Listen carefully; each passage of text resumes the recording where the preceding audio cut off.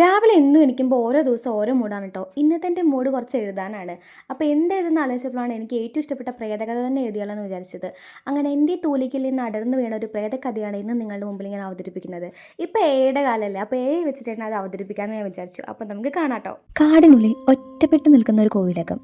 ചുവരുകളിൽ കറുത്ത പാടുകൾ, നിലത്ത് കാലപ്പഴക്കം ചെന്ന തടി, അകത്തേക്ക് കടക്കുമ്പോൾ തന്നെ ഒരു നിശബ്ദത. അത് സാധാരണ നിശബ്ദതയല്ല, ശ്വാസം പോലും കേൾക്കുന്ന തരത്തിലുള്ള ഭാരം നിറഞ്ഞ നിശബ്ദത. ആ കോവിലകത്തേക്ക് വർഷങ്ങൾക്കു ശേഷം ഒരു കുടുംബം താമസിക്കാനെത്തി.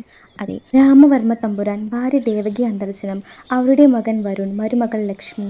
അങ്ങനെയിരിക്കെ ഒരു വൈകുന്നേരം കോവിലകത്തിൻ്റെ നടുമുറ്റത്തൊരു പെൺകുട്ടി നിൽക്കുന്നത് ലക്ഷ്മി കാണുന്നു.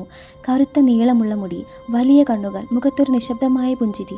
ആരാണ് നീ? ലക്ഷ്മി ചോദിച്ചു. കുഞ്ഞ് പതിഞ്ഞ സ്വരത്തിൽ പറഞ്ഞു, എൻ്റെ പേര് ഗൗരി.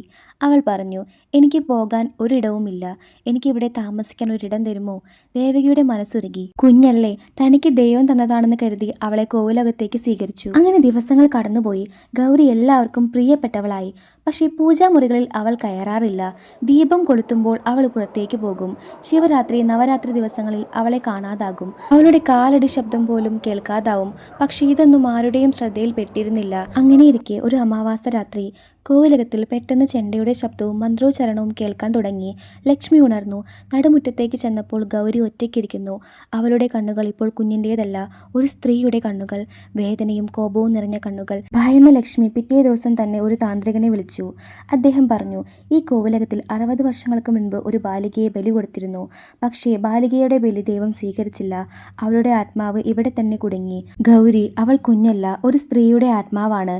കുഞ്ഞിൻ്റെ രൂപത്തിൽ സ്നേഹം തേടി നീതിക്കായി കാത്തുകൊണ്ടിരിക്കുന്ന ഒരു പ്രേതം. അങ്ങനെ ആ അമാവാസി രാത്രിയിൽ ദീപങ്ങൾ അണഞ്ഞു. കോവിലകം വിറച്ചു. ഗൗരി അവസാനമായി പറഞ്ഞു, എനിക്ക് കളിക്കാൻ ആരുമില്ലായിരുന്നു, ഇപ്പോൾ എനിക്ക് പോകാം. അപ്പോൾ തന്നെ വലിയൊരു കാറ്റുണ്ടായി. എല്ലാ ദീപങ്ങളും അണഞ്ഞു. ക്ഷണനേരം കൊണ്ട് തന്നെ അണഞ്ഞ ദീപങ്ങൾ വീണ്ടും കത്താൻ തുടങ്ങി. പക്ഷേ അവിടെ ഗൗരിയുടെ ശബ്ദം നിലച്ചു. പിന്നീട് ഒരിക്കലും ഗൗരിയുടെ ആത്മാവ് കോവിലകത്തിലേക്ക് എത്തിയിട്ടില്ല.